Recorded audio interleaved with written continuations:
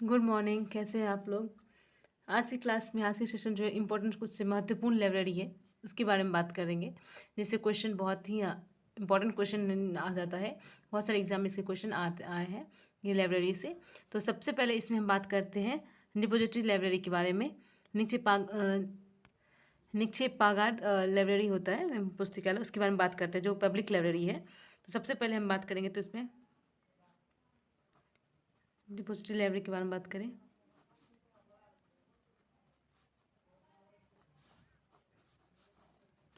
चार लाइब्रेरीज है public library जो इसमें आते हैं, जिसपे क्या क्या होता है कि इसके मतलब है कि पूरा जगह पे जितना भी प्रकाशित हो, 4 बुक चल प्रकाशित होता है पहले, तो उसमें से सब में चार लाइब्रेरी होगा, उसके अंदर सब में एक एक बुक जो वहाँ देना जरूरी है, मुफ्त में फ्री में उस लाइब्रेरी में पहुँचाना जरूरी है, ये बताता है। ये अधिनियम आपको 1954 में आया था।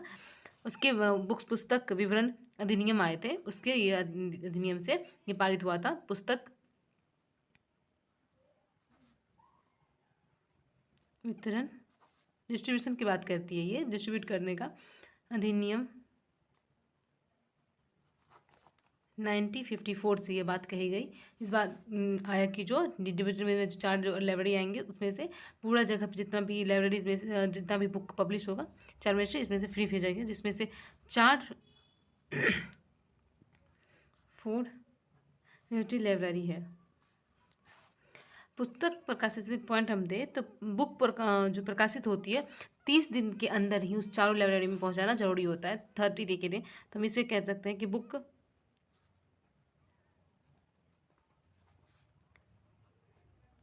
होने पर 30 दिन की बात दिया जाता है। 30 दिनों में पब्लिक लाइब्रेरी जो होती है इसमें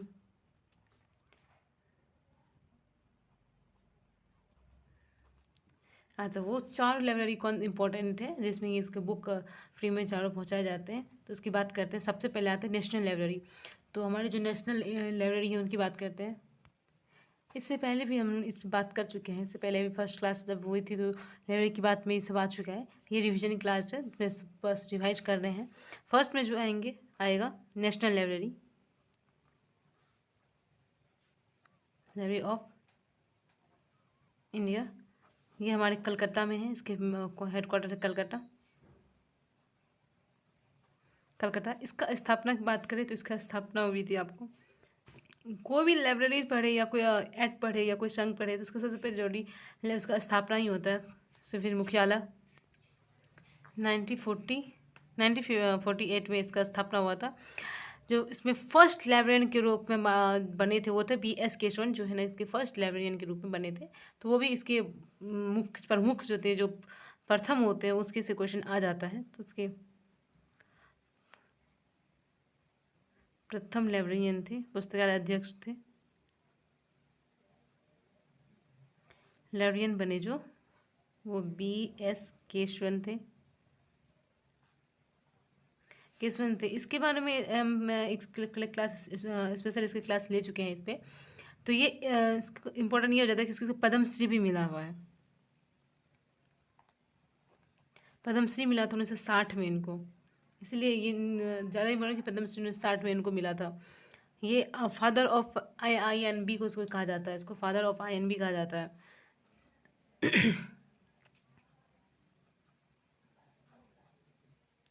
INB इनको कहा जाता है। तो जो बुक पब्लिश होती है उसकी फर्स्ट बुक यहीं आती है। जो एक्ट जो बताए हैं अभी, पुस्तक विवरण अधिनियम 1954, उसके तहत से जो 4 बुक जो पब्लिश होती है फर्स्ट बुक यहीं आती है। तो यहाँ प्रकाशित होने वाले फ्री बुक्स यहाँ पहले आती है। वो 4 कॉपीज में से एक कॉपी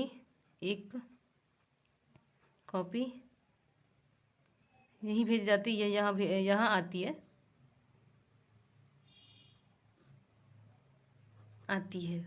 यहाँ आती है। इसे इम्पोर्टेंट इस पर एक क्लास ही ले चुके हैं हम नेशनल लाइब्रेरी के रूप में। तो इसका स्थापना कैसे हुआ, इंपीरियल से मिलके इसका स्थापना हुआ था। तो ये तो बस रिवीजन क्लास है, आप मेन क्लास देख लीजिएगा।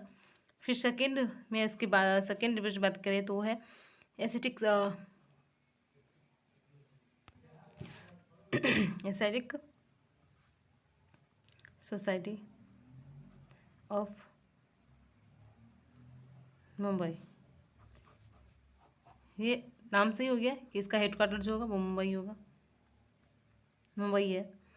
इसका स्थापना, इसके भी सबसे पहले स्थापना की बात करें,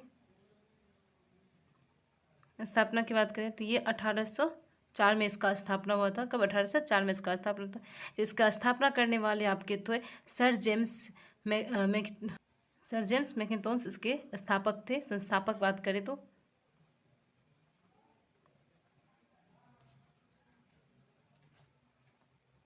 सर जेम्स मैकिन्टोश इसके स्थापक थे। और इसको जो है ना इसमें जो भी चार लाइब्रेरी में से, चार बुक में से जो प्रकाशित होती है, एक बुक यहाँ भी आती है फ्री में, ये भी यहाँ भी आती है। तीसरी लाइब्रेरी की बात करें, इसके अंदर जो आते हैं वो कॉनन मीरा जो है चेन्नई के, उस लाइब्रेरी में आते हैं। कॉनन मीरा पब्लिक लाइब्रेरी, ये आपको चेन्नई हो गया, इसका हेडक्वार्टर चेन्नई हो गया। ये एक इम्पॉर्टेंट इसलिए है क्योंकि ये फिनांस वाला काम करती है। मतलब इसमें जो है ना संयुक्त राष्ट्र और एशिया विकास बैंक के डिपॉजिटरी लाइब्रेरी के रूप में कार्य करती है। तो इसलिए इम्पॉर्टेंट हो जाता है। इसको जो है ना पब्लिक लाइब्रेरी एक्ट के तहत, उसमें पब्लिक लाइब्रेरी एक्ट जो है इसमें प्रकाशित हुआ, इसमें जो लागू हुआ था मद्रास में, चेन्नई में 1950 में मद्रास पब्लिक लाइब्रेरी एक्ट 1948 के तहत जो है इसके राष्ट्रीय केंद्रीय पुस्तकालय बना दिया गया। तो यहाँ पे स्टार्ट हुआ था 48 में। तो इसको हम इम्पोर्टेंट पढ़ने के बाद लेके जी, संयुक्त राष्ट्र एंड एशियाई विकास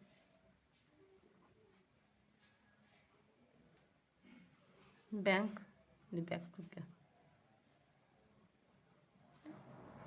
की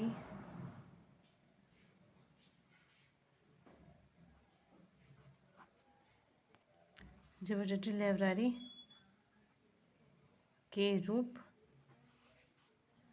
में कार्य करता है। और दूसरी इसकी पॉइंट अगर बात करें तो ये पॉइंट हो जाती है कि इसमें 1950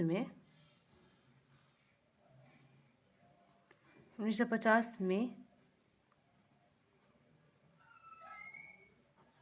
मद्रास पब्लिक लाइब्रेरी एक्ट 1948 के अधिनियम के तहत इसको जो है राष्ट्रीय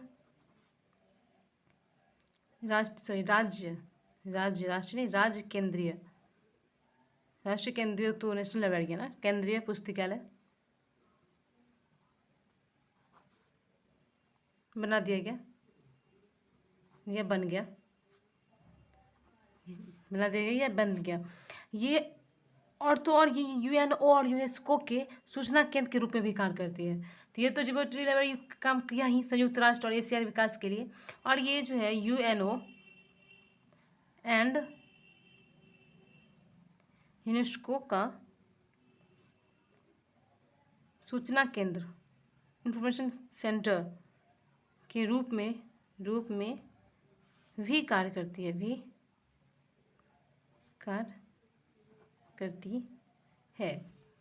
है। और इसमें भी एक जो पुस्तक चार जो पब्लिश होता है, इसमें भी एक पुस्तक आती है। तो ये भी इम्पोर्टेंट है। इसको तो जनता के लिए खोला गया आपको। इसका स्थापना तो हुआ, आपको स्थापना नहीं दी है, इसका स्थापना आपको 1890 में हुआ, यहाँ लिख देते हैं स्थापना हुआ। और इसको जनता के लिए खोला गया था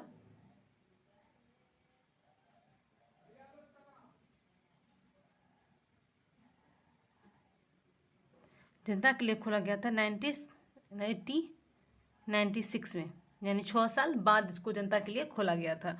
एक बुक इसमें भी आती है। अतः चौथा नंबर की बात करें, दिल्ली पब्लिक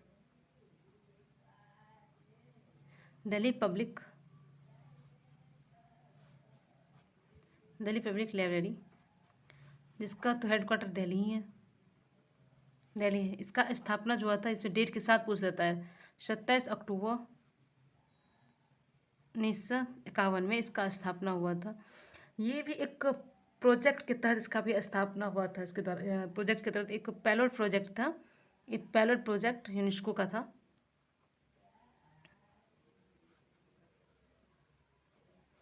यूनेस्को का, UNESCO and government of India, India के द्वारा इसका स्थापना हुआ था।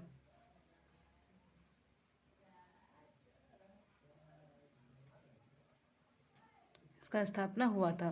तो वो 4 लेवल जो बुक्स जो आती है, तो वो यहाँ भी एक बुक आती है। और ये बुक जब इसमें आई थी तो उसका घोषणा किया गया था आपको 1981 में ये घोषणा किया गया था कि एक बुक जो है, एक कॉपी जो है यहाँ भी आएगी।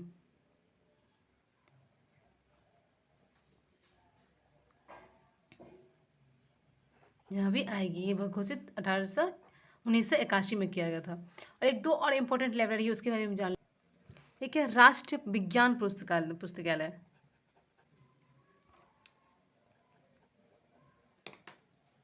एक है आपको राष्ट्रीय विज्ञान पुस्तकालय, जिसको कहेंगे नेशनल साइंस लाइब्रेरी। इसका ये इंडिया का ही है, हमारे भारत का ही है।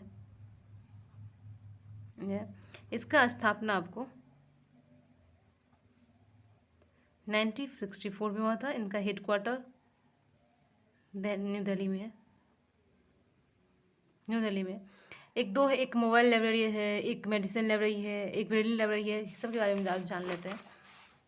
रिवाइजन ये सब तो हम बता चुके हैं, ये तो रिवीजन क्लास है, बस रिवाइज के लिए आप लोग डिटेल में हम एक क्लास कर चुके हैं, क्लास ले चुके हैं एक पे इसका। नेशनल बात करें, नेशनल मेडिकल लाइब्रेरी, ये भी हमारे भारत का ही है, हमारे भारत की बात है। ये आपको स्थापना इसका हुआ था, स्थापना 1966 में हुआ था। कहाँ पे? न्यू दिल्ली, न्यू दिल्ली में एम्स में है, एम्स में ही इसका स्थापना हुआ था। अब बात करें नेशनल ब्रेल लाइब्रेरी, जो आँख ये होता है ना अंधे, इसके लिए इसको लाइब्रेरी है एक, इसमें ब्रेल लिपि का यूज किया गया, उठाओ जो इस तरह से। नेशनल ब्रेल लाइब्रेरी की बात करें तो ये हमारे उत्तराखंड में है। ये इसका मैं उत्तराखंड की बात करते हैं, देहरादून में है ये, उत्तराखंड ऐसे में समझ जाइएगा। उत्तराखंड की बात, देहरादून है तो यूके से समझ जाइए उत्तराखंड में इसका बात। ये राष्ट्रीय दृष्टि जो है, राष्ट्रीय दृष्टि दिव्यांग के लिए स्थापना इसको किया गया था, इसलिए ये महत्वपूर्ण लगता है। तो ये इसके कहते हैं कि राष्ट्रीय दृष्टि दिव्यांग के लिए ये है ये। और एक दो तो अभी जानते, खुदा बख्श है, सेंट्रल लाइब्रेरी है, तो उसके वो भी बात कर लें, हम बात कर ही रहे हैं। तो पहले मोबाइल लाइब्रेरी के बारे में बात करते हैं। ये हमारे भारत में पहली मोबाइल चल लाइब्रेरी की बात करते हैं, मोबाइल लाइब्रेरी, इसको चल कहते हैं, चल लाइब्रेरी पुस्तकालय की बात करें तो ये हमारी शुरुआत हुआ था आपको मद्रास में, इसका उद्घाटन SR रंगनाथन ने किए थे। कब से?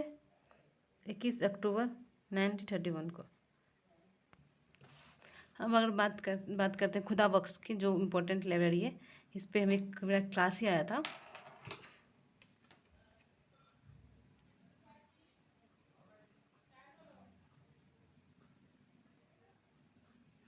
खुदा बख्श ओरिएंटल पब्लिक लाइब्रेरी की बात करें तो ये हमारे बिहार पटना में है, ये पटना में है, बिहार में है।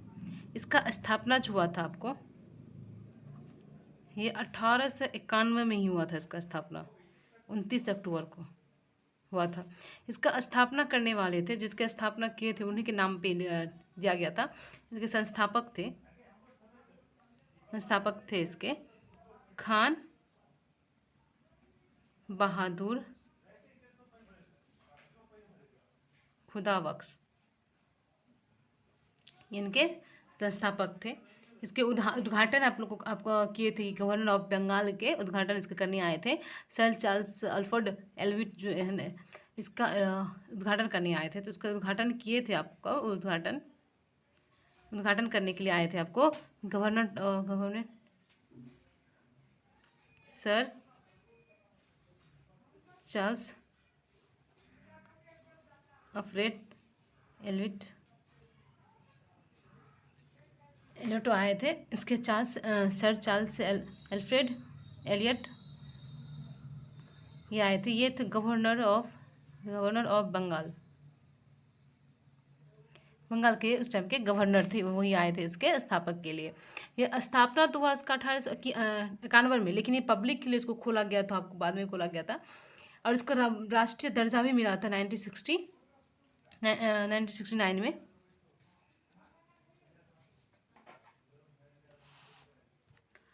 एक दो दिन बाद ही इसमें जो है ना पब्लिक के लिए खोल दिया गया। तो उन्हें ये 20वीं आएगा तो उन्हें 1891 ही आएगा। तो इसकी हम एक बात करते हैं, इसको राष्ट्रीय दर्जा बात कहते हैं। राष्ट्रीय इसको महत्व दिया गया है, महत्व का दर्जा दिया गया। दर्जा के तहत क्या है, इसको दिया गया है 1969 में, इसको राष्ट्रीय महत्व दर्जा गया था। पहले इसकी बात पहले तो यहाँ चले हमारे पटना में थी, लेकिन कुछ दिन पहले इसकी बात चल रही थी कि इसको नेशनल दिल्ली में इसको स्थानांतरित कर दिया, जिसको हटाने की बात कर रही थी, पर ऐसा हुआ नहीं, हटा नहीं है। एक और सरस्वती लाइब्रेरी के बारे में, बस सब एक ही दो है, सरस्वती है, एक रामपुर है, वो भी पूछा जाता है। तो सरस्वती के बारे में बात कर लेते हैं पहले। सरस्वती महल, सरस्वती महल पुस्तकालय, ये आपको तंजौर में, इसको तंजौर पुस्तकालय भी कहते हैं। इसको जो है तंजौर पब्लिक लाइब्रेरी भी कहते हैं। तंजौर ये है आपको तमिलनाडु में है। ये पब्लिक लाइब्रेरी के लिए 18-19 पब्लिक के लिए जो है ना, ये इसका स्थापना पहले बात करते हैं। ये 1918 में इसमें जो है ना पब्लिक के लिए इसको खोल दिया गया था। ये 1918 में हुआ था इसका। और ये भारत का सबसे ज़्यादा पांडुलिपि इसमें है।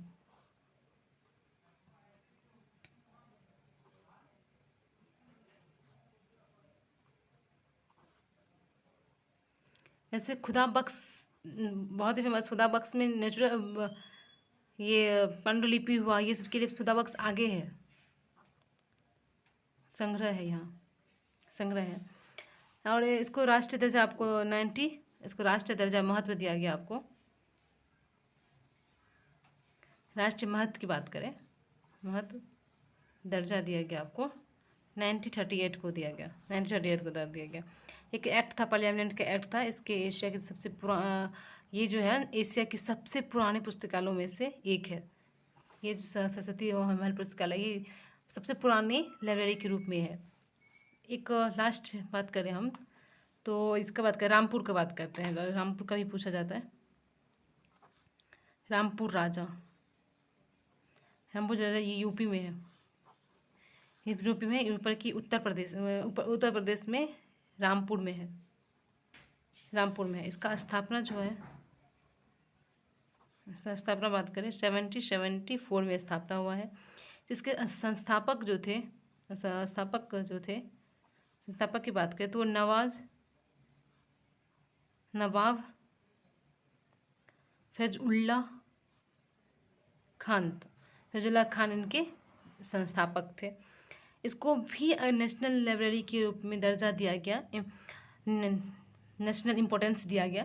तो नेशनल इम्पोर्टेंस इसको जब दिया गया है वो है, इसको भी अगर ये राष्ट्रीय महत्व दर्जा दिया गया है